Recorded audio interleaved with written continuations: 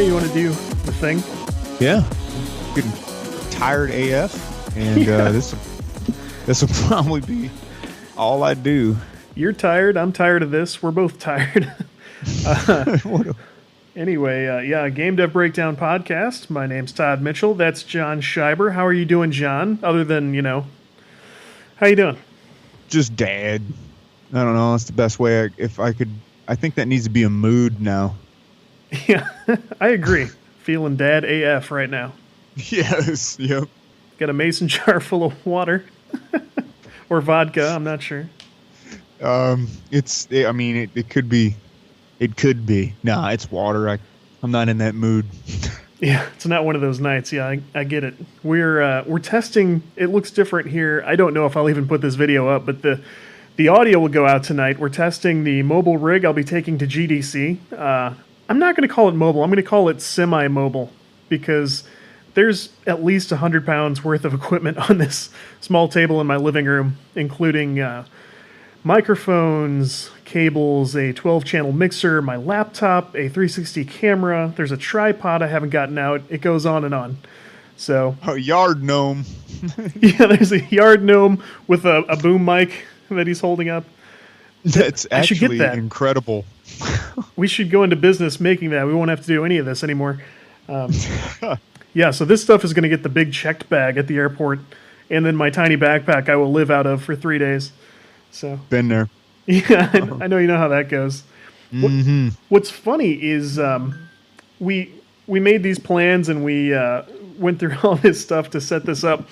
And I told my wife, I'm like, this stuff comes up like maybe once a year. It's like, I need to make a trip to, back to the promised land of Southern California for business reasons. And, when else does this stuff come up? And she agreed with that. She goes, yeah, we'll do it. We'll cover you. Everything's cool.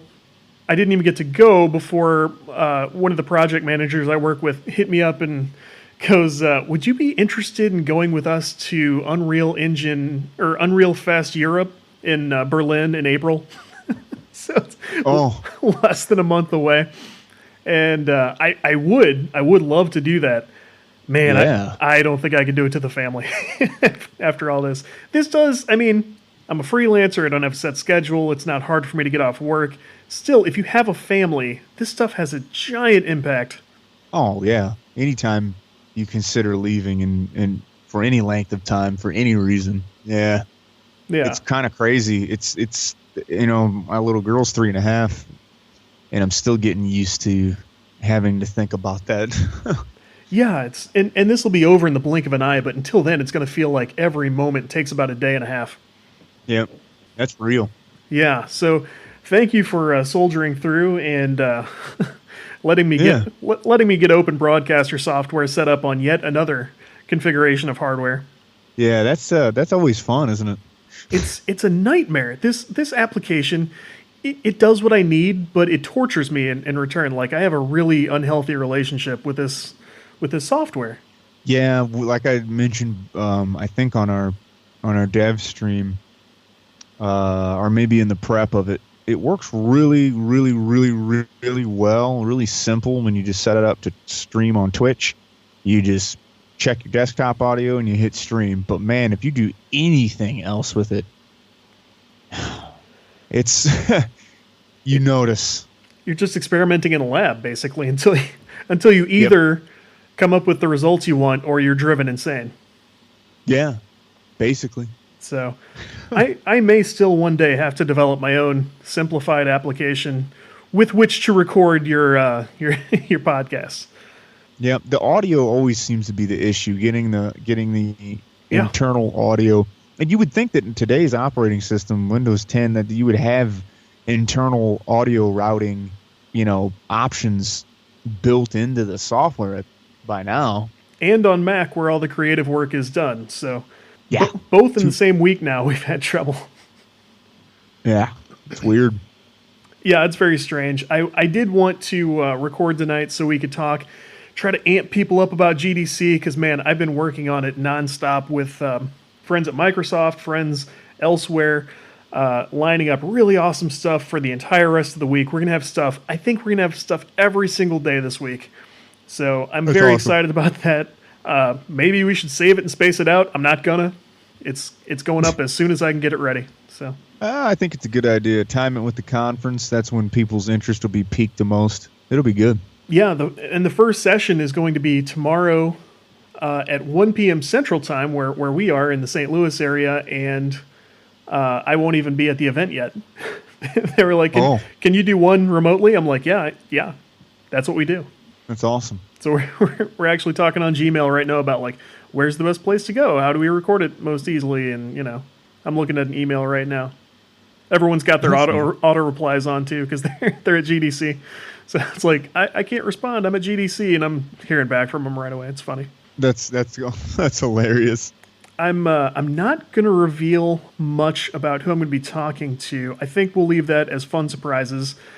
Do it. What I can say is they're very technical people. Almost all of them seem to know things that I've never even dreamed about. So it's going to be really cool to learn from these guys, see what they're up to, these guys and these ladies, and let them drop some knowledge on us, because we transitioned at the first of the year to start from the ground up, talking about game development basics and things indie devs can do and stuff. And I think that we have some pretty technical people on board with us, and I want to give them a little treat, and they're going to get it this week, because we got some advanced people who have done some super impressive stuff, people very high up in their fields. Like, I'm excited. It's going to be great. That's awesome, man. That's awesome. And you might accidentally get some Sea of Thieves talking going on since it's launching tomorrow. I meant to tell you this. If on the Xbox side, if you have the Xbox Games Pass, it looks to me like you get to play Sea of Thieves. I think you're right. I think I saw something about that. Yeah, some of their exclusives now, they're starting to do that. It looks like another one's going to be Crackdown 3, which I'm excited about. I remember you talking about Crackdown. This may come up this week, because I recall reading about Crackdown 3's development, and they use a physics engine that does a lot of its calculations in the cloud so that they can make super intricate stuff happen on a big wide city scale. Huh. Yeah. There are a lot of articles that came out when they did the first demo at E3 or sometime previously in the development process, but that seems like it's going to be an awesome game using awesome technology, and I love stuff like that. Yeah, what you're talking about reminds me of when I was listening to a video of the development team for what's that battle royale game that not the main one. I refuse to say the name. It's the it's the one that has the exact same name, Maverick's Proving Ground. Oh yeah. All kidding aside, there was a very fascinating but short video about how they plan to handle the server side for this massive. I mean, they want to make a massive game, and it was really interesting. I meant to send that to you. I probably should, because what the guy was talking about, how they're going to handle that in cloud computing, was really cool. Like, having the different servers, handling the different regions of the map, and how it was going to transition between that for players is really cool. Yeah, and I can tell people that if you're excited about cloud computing and cloud technology and cloud gaming services, like, this is going to be a big week for you. That's awesome.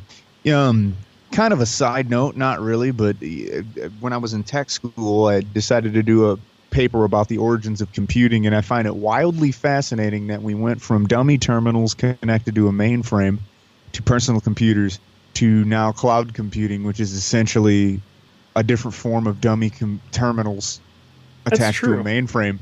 I just thought that was a really, really fascinating full circle we've done with the tech side. Of course, now the cloud computing and everything like that is so much more advanced and better than the way the mainframes were, but I still think it was neat that we've come that full circle and back to that, how everything's going to be in the cloud. I know that it concerns some people, but I don't think I'm that worried about it. Something people need to remember when they're discussing things like that is these companies want to continue to make money. So the top priority is to not completely piss us off. Mm-hmm. So it should be okay.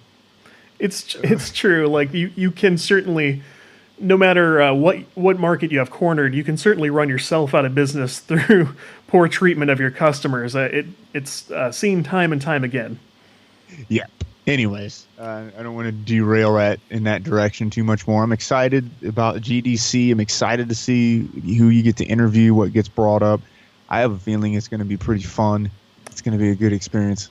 I will say this, based on a very basic tweet I sent out on Twitter, because we were talking schedule stuff finally. So I said, hey, friends, it looks like my schedule this week is going to have some openings. So if you're at GDC promoting a game or, hanging out with your studio, hit me up. We can chat. I'll be happy to put you on the podcast. Like that helps everyone. And who responds to that but Unity? There you go. Unity themselves were basically said, hey, dibs. So what happened was our buddy Paul Nicholas retweeted that, and I guess through his tweet, because they replied to both of us, someone from Unity said, hey, I'm with Unity, and if you'd like a tour while you're out here, say the word. And I said the word because I want a tour while I'm out there.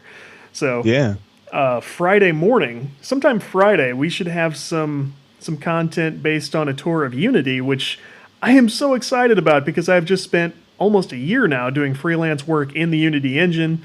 I've done such a wide variety of projects. Like I'm very curious to pick their brains, see what they're up to.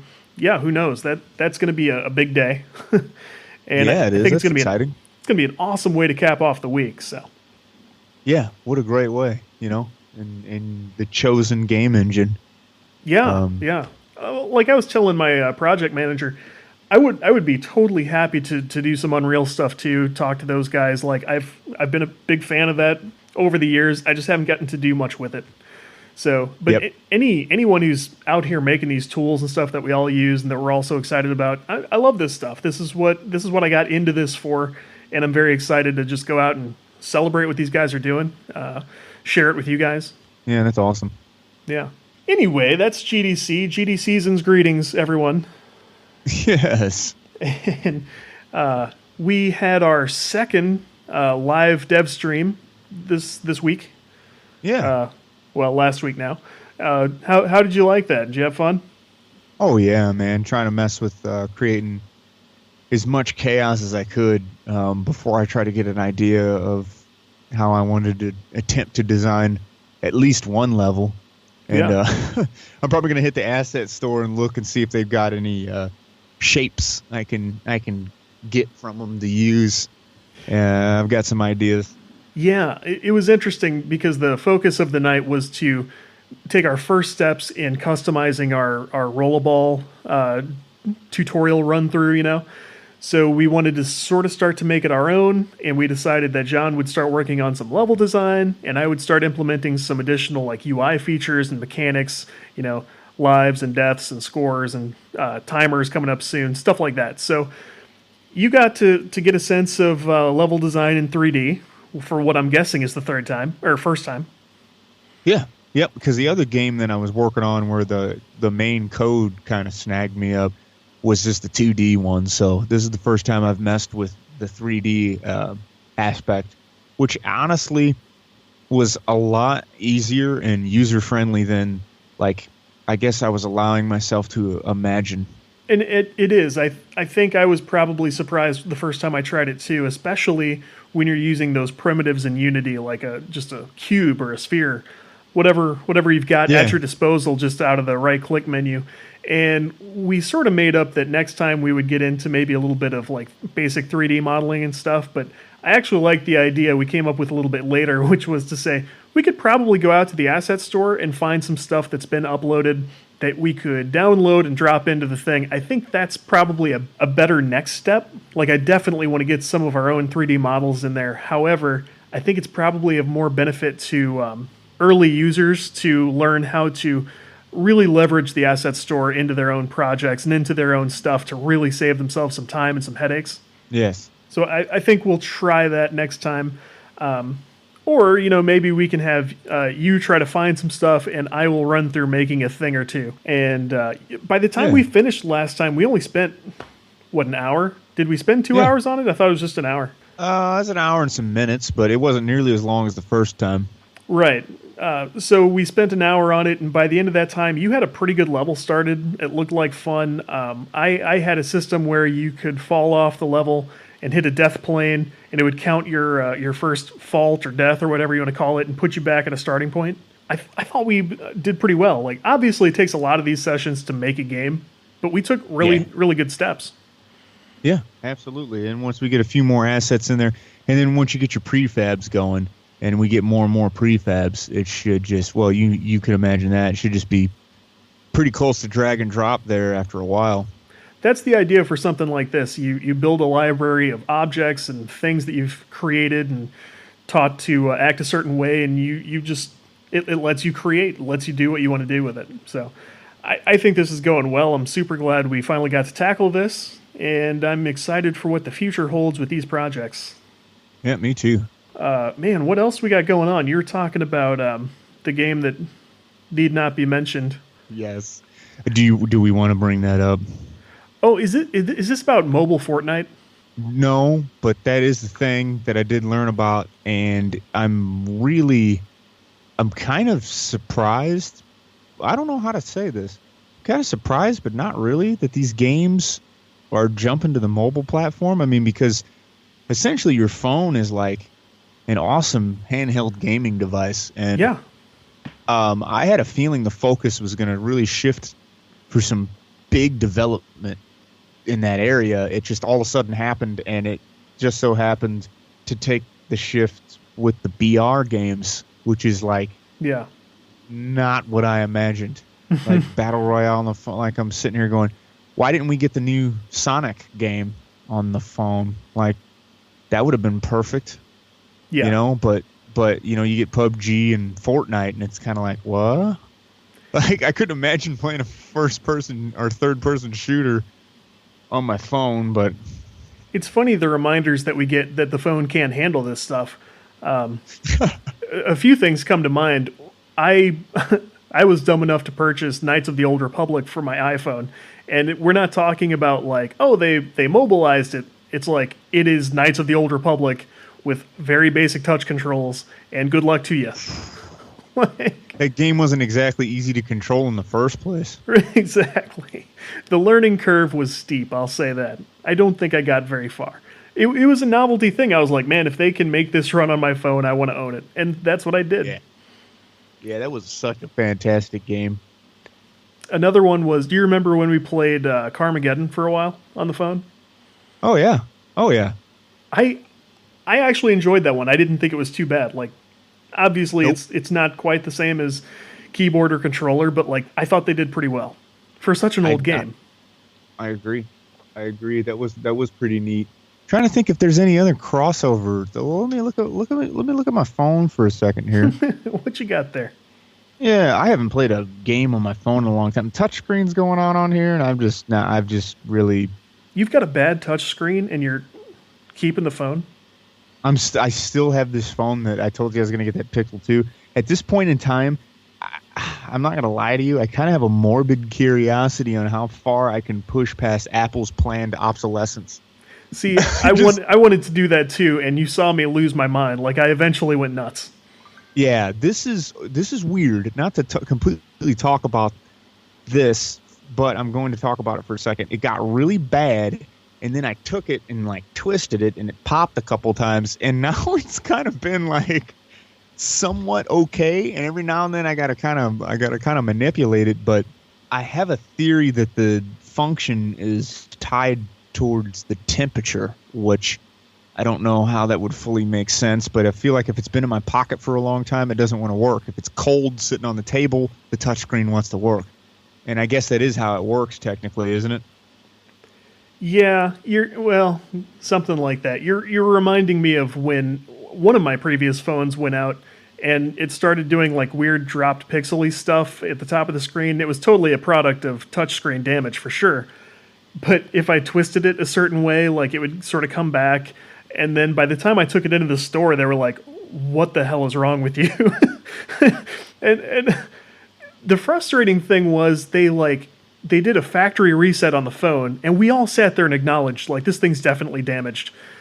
And but because it didn't do it for a second after the factory reset, they're like, I don't think we can like return this the same way that we would have previously. And I had like every protection plan and insurance policy on the thing. They're like, I don't know, man. It looks like you're trying to pull one over on us. I'm like, that should have been my last iPhone right there. Wow. And I should have dumped Verizon while I was at it too. That was at a Verizon store, and like, I don't want to act like a tough guy. Like, we almost got in a fight. It was pretty bad. That's just crazy, man. I mean, if you came in broke and they saw it, and then never mind. That's weird. I don't even want to I'll get all riled up. Well, I don't know what it is. We get the most angry during shows where we discuss mobile phones. Obviously, we didn't plan on this at all tonight, but it's been like 4 episodes since we've spent the entire time talking about mobile phones. So, but my Pixel 2 is doing great. I love this thing. Yeah, those are super cool. A guy at work was the guy that kind of turned me on to those, and it was really a nice looking phone and affordable and cool features. It was at your suggestion that I checked this out, and it really panned out. Yeah, I saw it, and it was awesome. Now, are you optimistic? Do you think that this is going to be pretty cool, the way that the focus is shifting on this cross-platform to the mobile? Do you think it's going to help the whole scene? Do you think it's going to make a bizarre shift? Are we worried that development teams are going to get so focused on the mobile side that they're going to neglect their other platforms? What are your feelings on this? Because I was really, when I saw a video on PUBG on the phone, and initially it looked like you're cutting better out. than. Oh, there you go. Oh yeah, okay. And it looked like it was doing better than my PC on the phone, and it's just kind of like, okay, what's going on here? So like, I'm concerned from that aspect, but at the same time, I think if done right, this could be a really awesome boost and benefit to the entire market. It's a good question, and I did some writing about this fairly recently. I think it was a freelance thing, if I recall. The thing is, on almost every platform, there's some version of this right now. There's a lot of sort of heated discussion between, Sony and Microsoft, or, Nintendo and Sony, and it's going sort of around and around in circles. One good example is Rocket League, where they have actually taken concrete steps to get as many systems as possible playing together. You can play it on the Switch now and play against people on PC, and it goes on and on.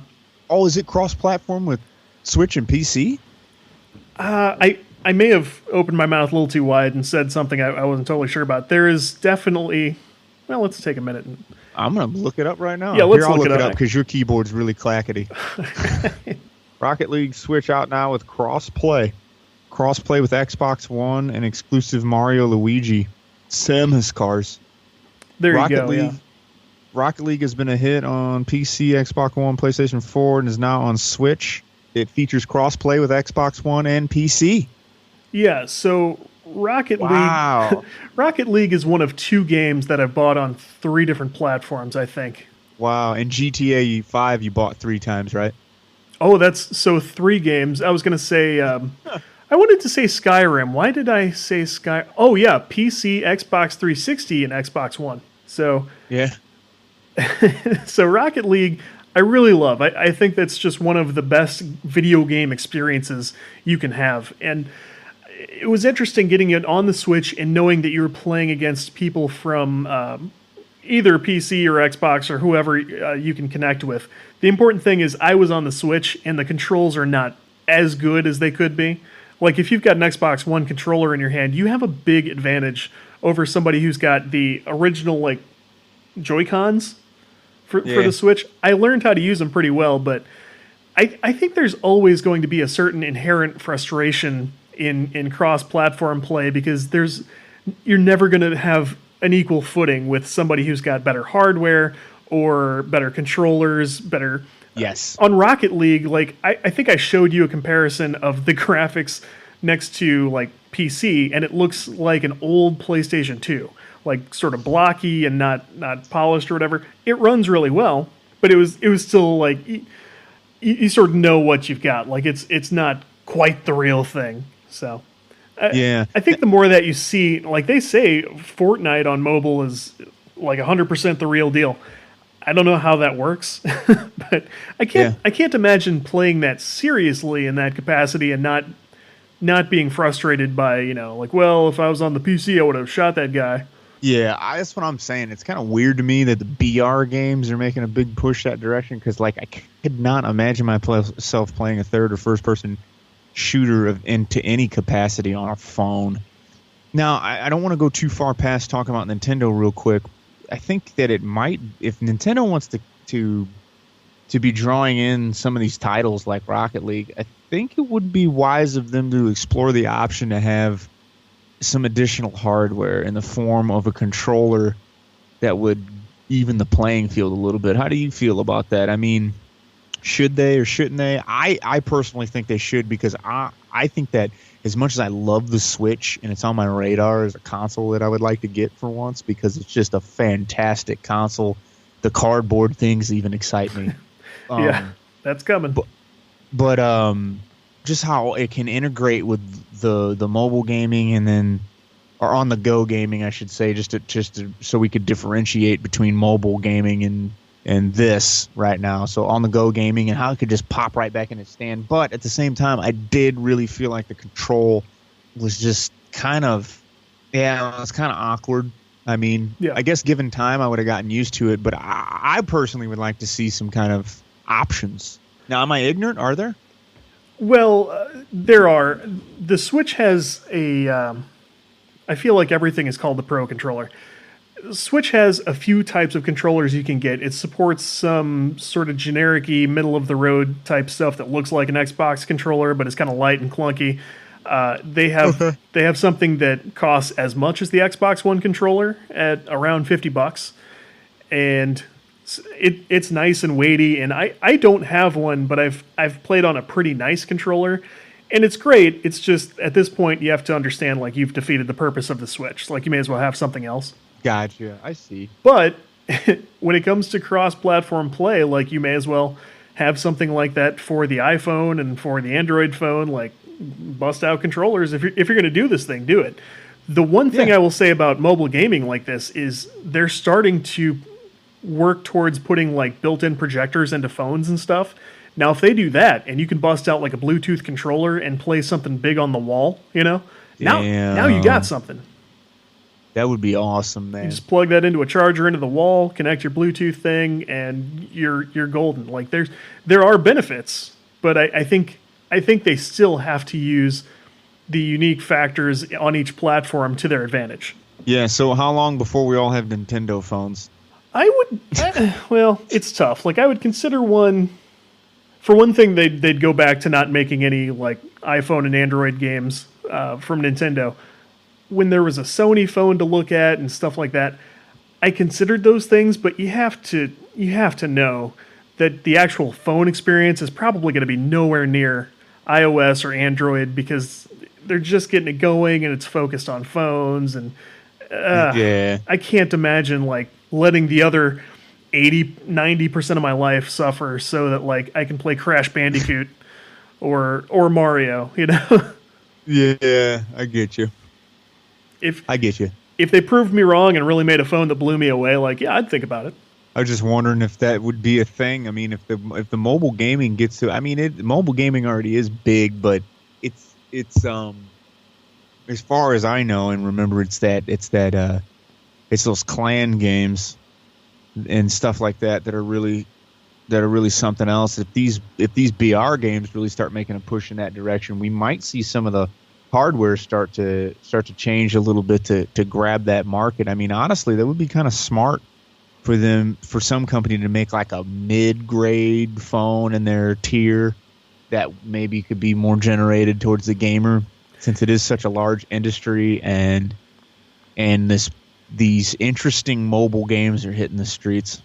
I think you're onto something in that they might gravitate toward a gaming phone the way they will make gaming laptops. Instead of gaming phone like this is made by Nintendo with Mario things, maybe HP or Dell or somebody makes a phone with beefy hardware that you can expect to plug in because it's not going to have a battery that lasts, 24 hours. But once it's plugged in, it's got crazy onboard video processing power and, all of that, beefier hard drive, whatever. I could definitely see a case for that. Yeah, and then like speaking of case, a case that's a controller, that would be a cool idea. I could see that if it's not already a thing. You snap your case on your phone and it's the size of an OtterBox or something like that, and then it gives you actually something to press. And what it could do is it could integrate with the touch screen. You know what I mean? Like the way a stylus would. I feel like you could put a full-size keyboard and mouse on an OtterBox. You probably could. Maybe a cup holder. It's got a moon roof. Has a disk drive, whatever you want. Yeah, that's incredible. I've had those in the past, and it is a commitment for sure. I didn't even get the big Pixel. I got the Pixel and not the XL or whatever. Yeah, you know what, man? On that topic, I think the next phone I'm getting is going to be normal size. I'm about fed up with this big, giant, clunky phone, man. I mean, in the situations where I was happy I had it, my PC or my iPad isn't very far away. Yeah, dude, my 6S Plus, you know what I mean? I couldn't walk right. Like, I couldn't bend down to tie my shoe with that thing in my pocket. Like, it's no surprise to me that a lot of them got bent and damaged and cracked and stuff, probably just in your pocket. Like, it's crazy. That's exactly what was happening. People were putting them in their back pockets and sitting on them. Now, here's something interesting. In the day and age where everybody's wearing clothes that fit them better now or tight, these giant phones are terrible.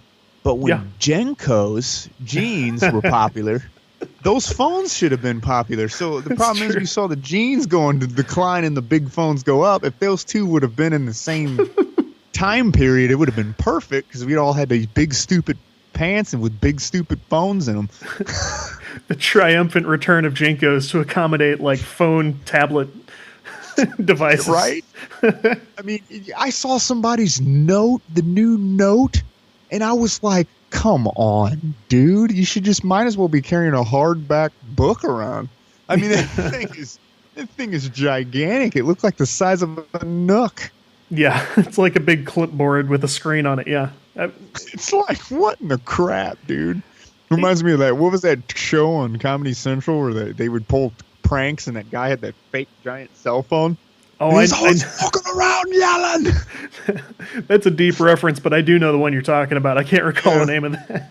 Oh man, yeah, it's funny. Just put backpack straps on it, and you can go to town.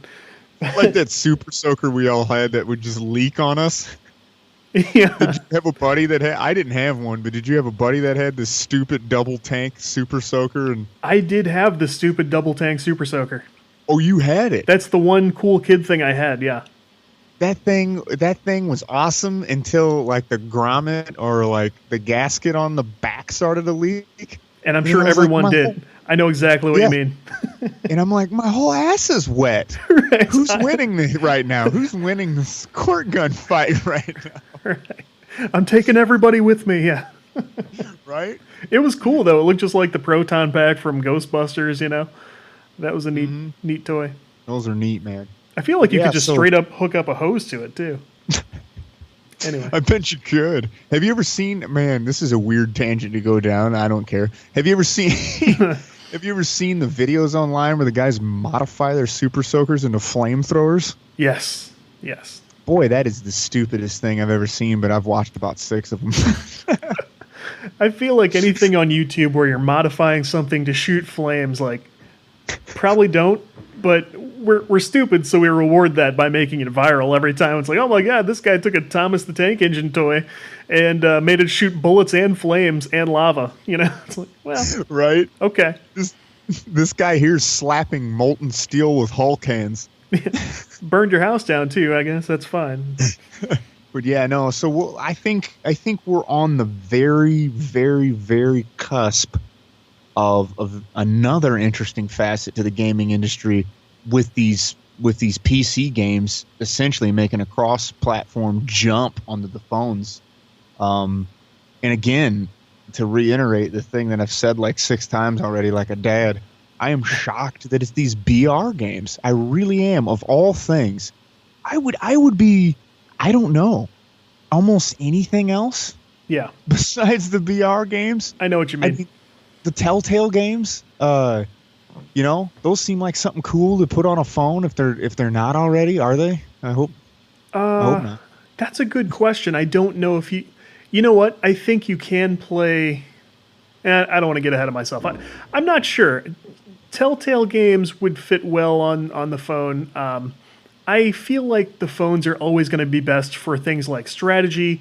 One of the coolest things you can do is if you've got a board game that you want to learn or you want to try or something like that, if you can get a version of that on your phone, that is a super cool thing. Like a good example is Flux, the card game. If you can get a copy of Flux, like you can learn how to play that game and you'll be an expert at it before, your next party where everybody plays it at the table because it's complicated. And you can learn these games that otherwise you'd be sitting there with the rule book and what to say again. Okay, it's my turn. Now what do I do? Like there are good uses for the phone, social games and card games and all of this kind of thing. Anytime I've thought seriously about creating stuff for the phone, it's been along those lines. Educational stuff is good too. Of course, I've gone down that road. I don't get. Some people just want to make it a portable Xbox or a portable PC. I don't think that's realistic. So No. I don't want to try. Like I don't really understand getting wrapped up in a big 5-10 minute thing where the bus is going to show up or somebody's going to walk in the room and need to talk to you and you don't want to be like have your face in the phone like I'm sorry I can't talk to you, I'm in the middle of a thing. I feel like the best mobile gaming is incremental and doesn't take a lot of your time and isn't super immersive. I guess I'm wrong because I guess this is what people want. I mean, it seems like it. Weird to think about. It's just really. It's just interesting genre. Like something like Stardew Valley. You would see something like that jump to the phone. You know what I mean? Not Fortnite. Or even those stupid games where you like combine ingredients and make a hamburger and you open a restaurant. And like it's more strategy stuff, of course, with a little bit of like skill gameplay, but stuff like that is awesome. Yeah. I can't think of the name of any of those, but those cooking games and stuff, Oh, I was playing a living crap out of it. Hold on a minute. I got you started on that one, I think. Yes, you did. Stand-O Food. Stand-O Food. That's for sure a generic knockoff, but great. Yeah, it's fun. It's a lot of fun. Switching gears a little bit here, but you just brought up something that I was really thinking about today, so it was funny you mentioned it, and it was RTS games. Who's leading the front on these now? What the heck happened to these games? We spent a lot of time playing RTS games, and like I think you very accurately pointed out, it'd be great on your phone, and then like, what the heck happened to them? That's another good question because I am a big lover of RTS games. Certainly was growing up. Red Alert played stuff. The crap out. That was one of our dominating genres. Yeah, that was really big for a lot of us coming up with our weak computers and our Walmart clearance aisle stuff. It's just how a lot of us got into it. But I mean, that's how we all got introduced to Blizzard, Warcraft. Yeah. For all the love that we had for those games, and for the fact that we were the perfect age that like we can afford the nice phones now, and we're older. It seems like such a no-brainer to make some of those games like Red Alert for mobile, which they did for a while. You can't even download it anymore. They took it off the store for some reason. I don't really know the story behind that, but there's not a big push to make more cool stuff like that. I don't know if like just the younger generation doesn't like it, or I'm not sure exactly what it is. Like that would be an area where I would strongly consider if I wanted to really make an ambitious project for mobile. Like I would think about stuff like that. I agree with you in that. I think that would be worth it. I think that would be worth it because if you did it correctly, a good RTS on the phone with integrated multiplayer, not forced, but I would say, like give it a good multiplayer aspect to it. I would do it completely different than the Clash games, the multiplayer aspect. But anyways, yeah, I don't know. It makes sense to me, but of course I'm extremely biased. I like RTS games and haven't honestly played a solid one. And man, it feels like more than a decade. Right. Yes. And it's just like, what in the heck happened to that genre? I mean, I know it's not going to be as popular as the VR craze that's going on and everything like that, but at the same time, I feel like there's still enough of a market there. I see some little games pop up here and there, but it's the last one I bought on a whim was called. I'm not even going to try to say the name because I'm going to mess it up, and then somebody's going to be thinking that we don't like a game that's not even real, or I might be telling you the wrong game is kind of lacking.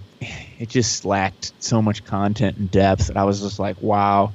And that's really a product of them knowing they can't, put all their eggs in that basket. They can't really go at it all in because they got to probably move on to something more popular, which is just sad. I know. It is. And I would love to see a resurgence on that. I think part of that has to do with the way that entertainment is perceived. I don't know. I could be wrong. Just a dad speculation, but kids are into that flashy and the now and the very intense stuff. And those RTS games were a big change of pace. I didn't initially like them. I wanted to be playing Heretic and Doom and Quake, and then all of a sudden you got this top-down RTS game where you're chopping wood, and I'm like, what? And then after you get and see the long game that's unfolds there, you're like, okay, this is cool. Yeah. And I wonder if that's part of it. Like it's just not as it stimulates you in a much different way. We're not as up for the slow burn anymore. Nah. And adults are just like this as well now. Like there have been those articles about like I didn't like Dragon Age because it took too much of my time. Like what? In the 90s, we would have been so excited about like what in the 90s? I like that. This took 200 hours to beat, and so I definitely got my money's worth. And now people are like, what did the one journalist say? Because I didn't like Dragon Age because I didn't feel like it respected my time. Respected your time? You bought Dragon Age, dude. Like, what did you show up for? Oh man, it was another criticism of a game I think you brought to my attention for that same reason. It was too much time. Oh well. Anyways, you can come at me with that anytime. That's fine. It's just right. Oh, I'm sorry. Too much value. That was a criticism for my band's album one time. The guy said there's too many songs on it. It's too long. And I was thinking, well, you have too much content for what you paid for it? It's too long? Wow. Okay. All right. Next time I'll give you 3 songs and charge you the same amount of money for 15. Some bands are like that, man. I get on Google Play Music or whatever, and I'm looking up a band, and I can't really find what I would call their real albums because everything has 2 and 3 songs on it. And it's like, right? I feel like I need to find a real fan of the group. And Arctic Monkeys was like that. I was trying to check out some Arctic Monkeys stuff, and it was like they had like 34 what we would have looked at as like a demo tape back in the day, Right?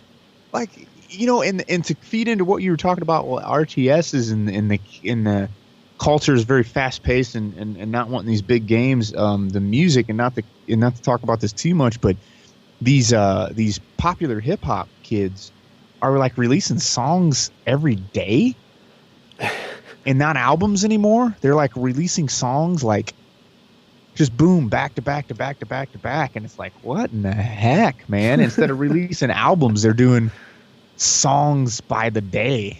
I feel like to some degree we're all doing this because we could all be writing books like out of every 1 year's worth of Facebook content, like we could have written a book. You ever think about that?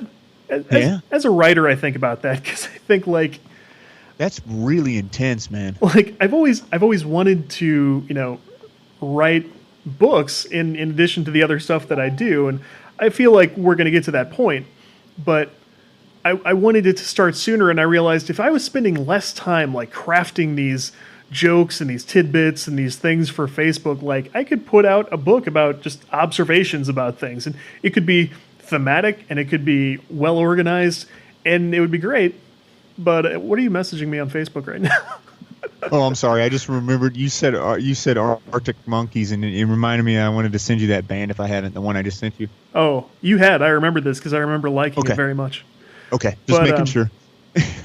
That's my only point. Like, I feel like we let so much of our creative energy just burn off in the atmosphere. It's just like we just sort of poop it out and it just goes away.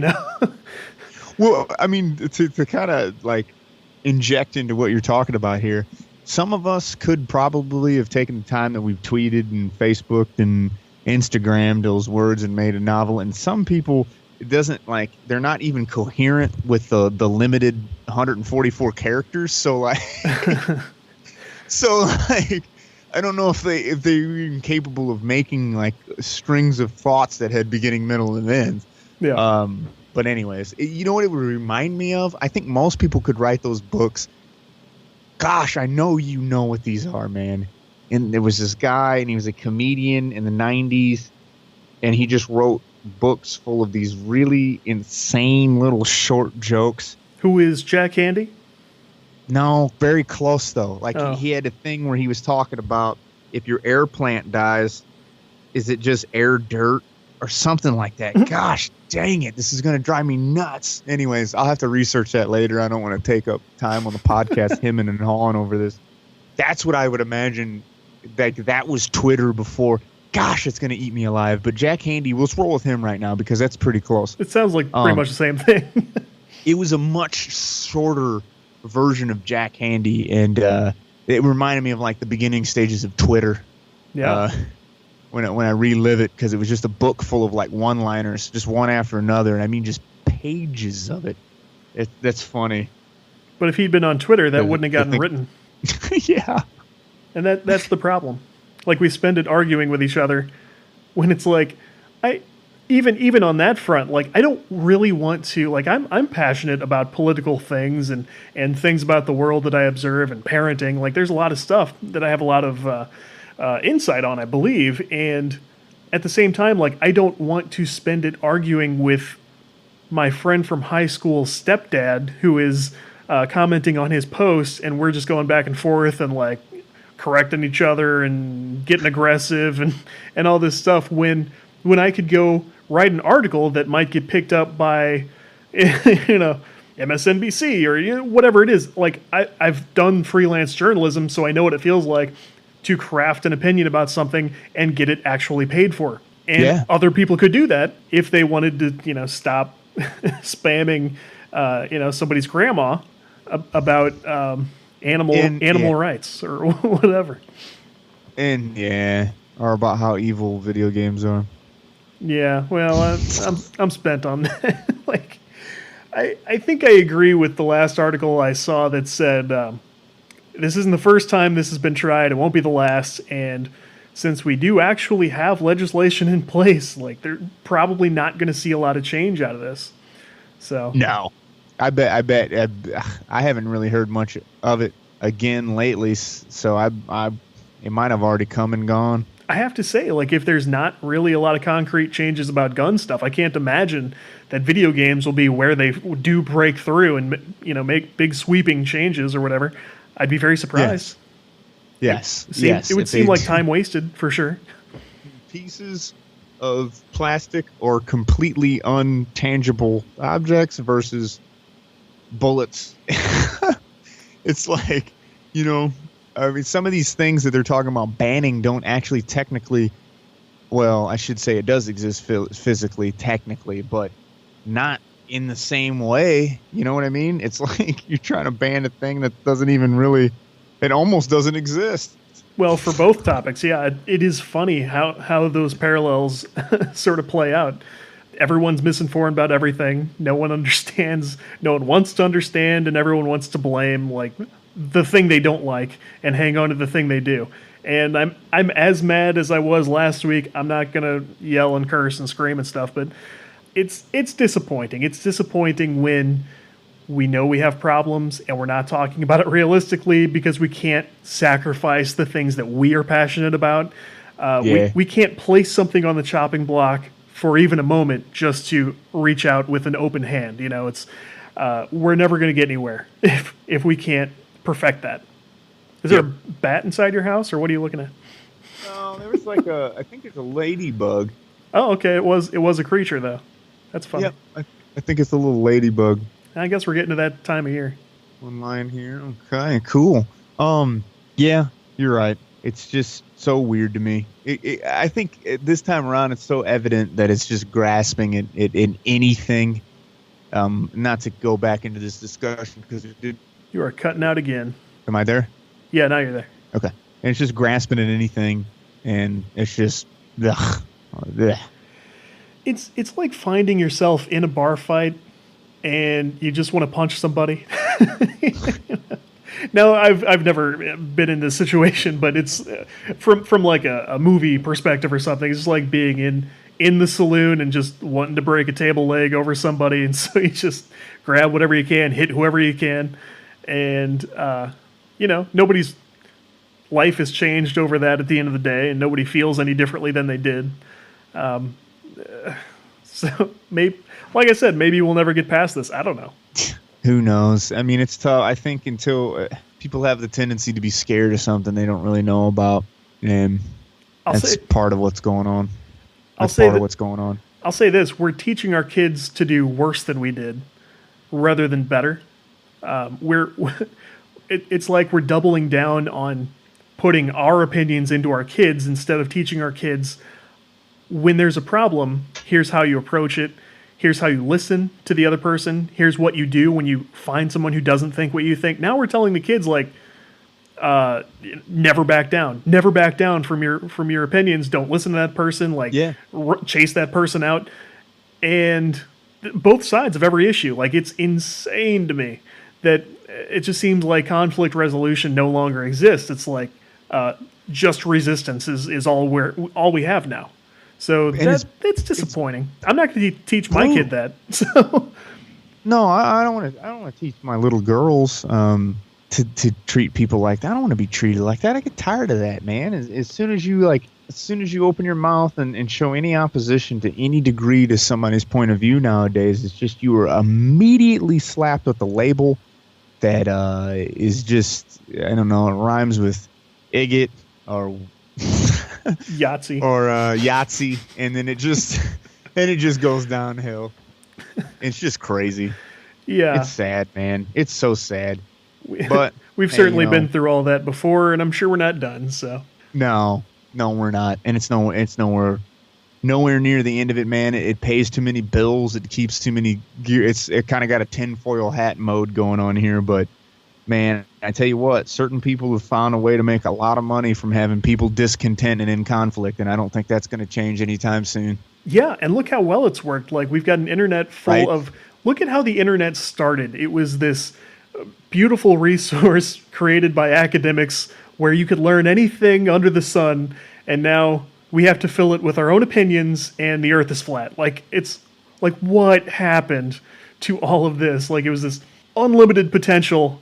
And now you literally can't believe anything you read on it. Yeah. How sad, how unprepared was humanity for the internet? Like, it's so sad to me.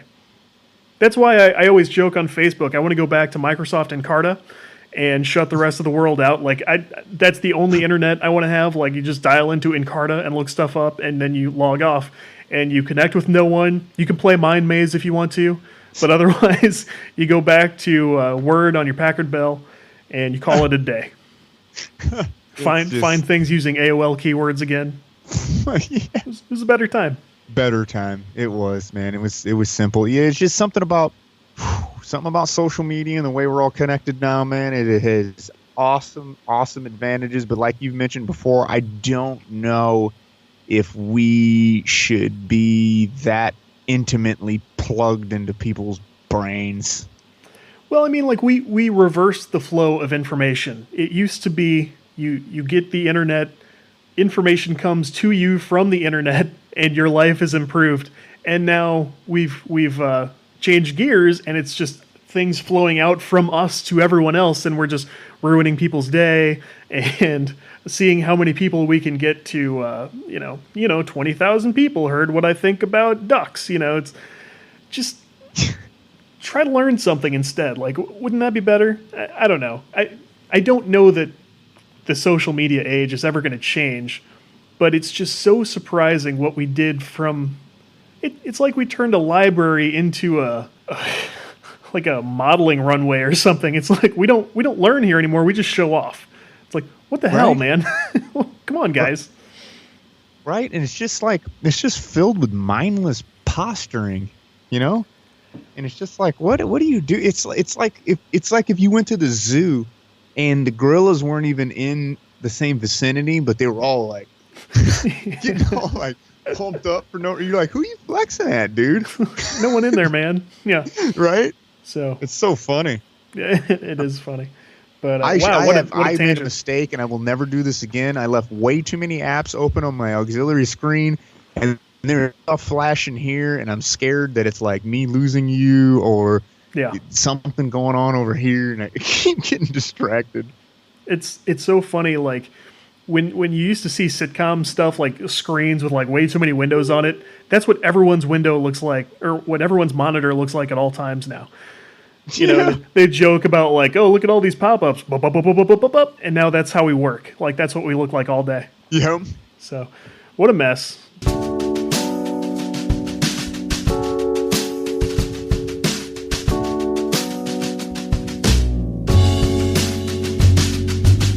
But, man, coming right up to an hour. I should probably rest my voice. I am not going to stop talking all week. So, yes.